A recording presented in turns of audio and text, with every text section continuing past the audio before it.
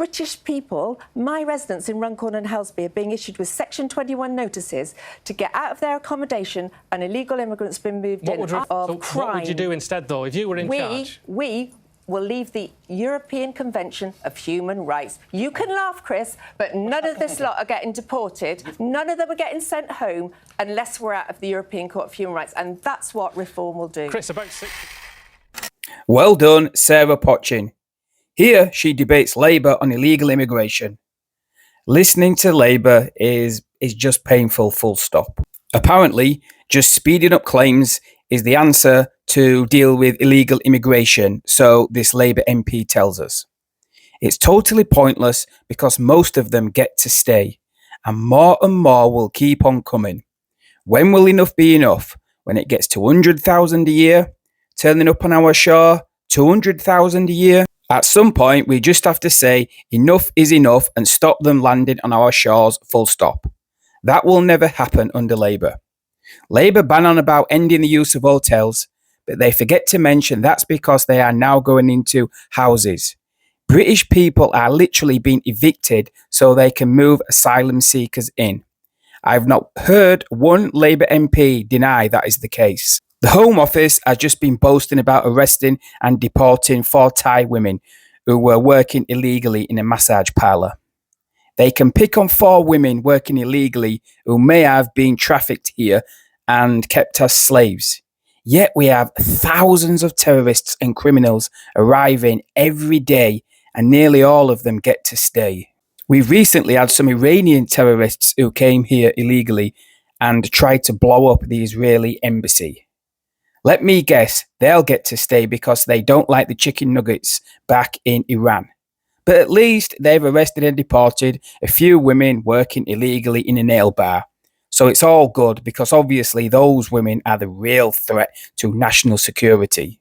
This clip is once again more evidence, as if we needed it, that Reform is the only party talking serious about this issue.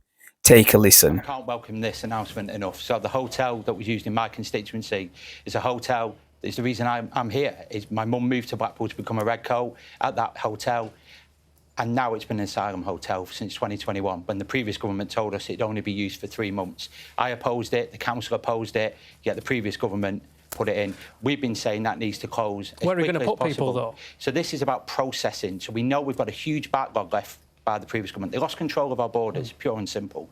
We've now got to get on with the hard work of rolling our sleeves up, processing these people that are claiming asylum. If they have the right to remain, then they're integrated into society. If not, they're then returned home. We've got to get through those waiting lists down. That's the problem, and that needs the extra 1,000 caseworkers that we're using this money for to actually do the hard work, not just sound bites, not just rhetoric, getting on with that job, and we're seeing that. We've got record planes out across into different countries around the world returning people, and we've returned nearly 30,000 people already. We're getting on with the job. Could this money make a difference, Sarah?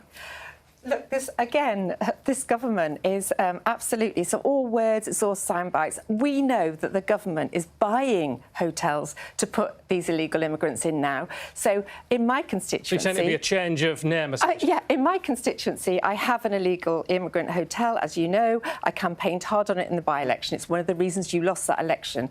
I actually think there's another one, but I'm investigating whether that's happening. Now, I know that... because of the private landlord scheme that you've introduced, whereby private landlords, if they give up their properties for 5 years, get guaranteed rent, all repairs done, British people, my residents in Runcorn and Helsby, are being issued with Section 21 notices to get out of their accommodation, and illegal immigrants been moved in. What would Reform do instead? Hold on. I know as well that even YMCA residents are being evicted, illegals moved in. So it's happening all over Runcorn. I know it's happening. These HMOs are absolute beds of crime. What would you do instead, though, if you were in charge? We will leave the European Convention of Human Rights. You can laugh, Chris, but none of this lot are getting deported. None of them are getting sent home unless we're out of the European Court of Human Rights, and that's what reform will do. Chris, about 60% of the people here ordinarily will get leave to remain, won't they? So is that just a situation the Labour government will push through, or would they do something differently? We've got to look at processing these claims as quickly as possible. As I say, the Tories lost control of the border. As I say, yeah, but 60% of the ones you process will we've got to get them processed. I can't go about stats because we don't know what they're all going through that appeal process now. But we need to get on with that hard job.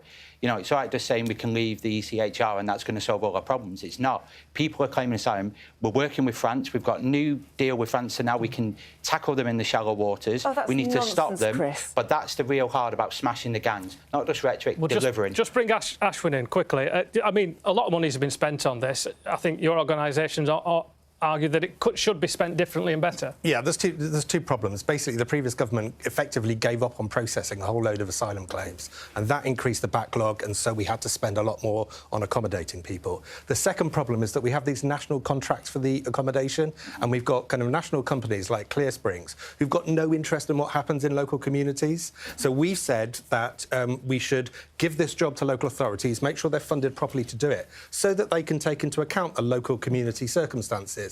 They can kind of find accommodation that's more appropriate for the local area. Because at the moment what's happening is these national companies are just doing things without any concern for what happens in communities, what people locally think. And there's an opportunity to actually deal with this. The contracts have a break clause in 2026, and we think that those break clauses should be exercised so that we can give the job to local authorities, and it's done more in cooperation with local communities. Sarah, the long-term solution from reform, as you say, leaving the ECHR, but what would you do quickly now to improve things? What Ashwin wants to do, and I know, I mean, I did a bit of research into you, Ashwin, is to accommodate all of these people and integrate them into the community. It just doesn't happen. As soon as they get in these HMOs, which I have plenty of in my constituency, they are lost to the authorities.